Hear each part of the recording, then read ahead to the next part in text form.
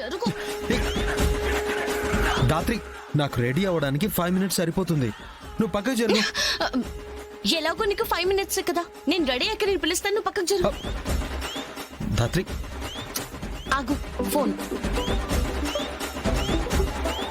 అయ్యో, ఏమైంది? నాకు తెలిసి ఆ దేవుడు నా మీద పగ పెంచుకున్నాడు దాత్రి. లేదంటే ప్రతిసారి ఈ టైమింగ్ ఏంటి చెప్పు?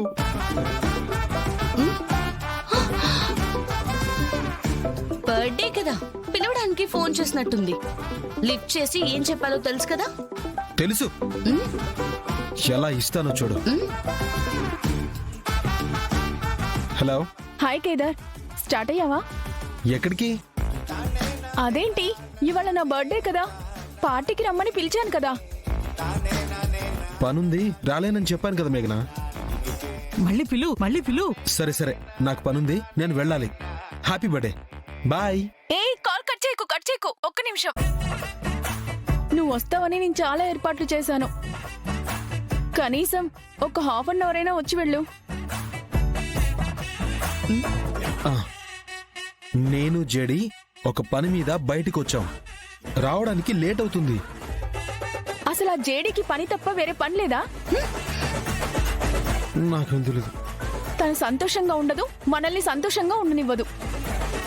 నేను మా డాడీకి చెప్పి సాధు గారితో మాట్లాడమని చెప్తాను. నువ్వు వచ్చేసేయ్, ఆవిడ దగ్గరికి వేరే వాళ్ళని పంపుతారు. కెడి, పనిలో ఫోన్స్ ఏంటి? మెషిన్ లో ఉన్నప్పుడు ఫోన్స్ యూజ్ చేయకూడదని తెలీదా? అబ్బో, ఆ మహాతల్లి నీ పక్కనే ఉందా? ఫోన్ కూడా స్పీకర్ లోనే ఉంది. అయ్యో, మేఘనా, నేను కెడి ఒక అండర్ కవర్ ఆపరేషన్ లో ఉన్నాం. ఇక్కడ మేము ఫోన్స్ మాట్లాడుకుంటూ కూర్చోలేము. పని అయ్యాక మేమే కాల్ చేస్తాం. నాకెవ్వరు కాల్ చేయాల్సిన అవసరం కూడా లేదు. Happy birthday. నా ప్లాన్ అంతా చెడగొట్టిందే కాకుండా మళ్ళీ విష్ చేస్తున్నావా? నీ విషెస్ నాకేమీ అవసరం లేదు. ఛీ, బాయ్. మేఘనా ఆగు, మేఘనా ఒక్క నిమిషం ఆగవే. అమ్మయ్యా, ఆ మెంటల్ పీస్ నుంచి భలే తప్పించావు దాత్రి. అయినా ఆ మేఘన డౌట్ తో ఇంటికి వచ్చినా వస్తుంది.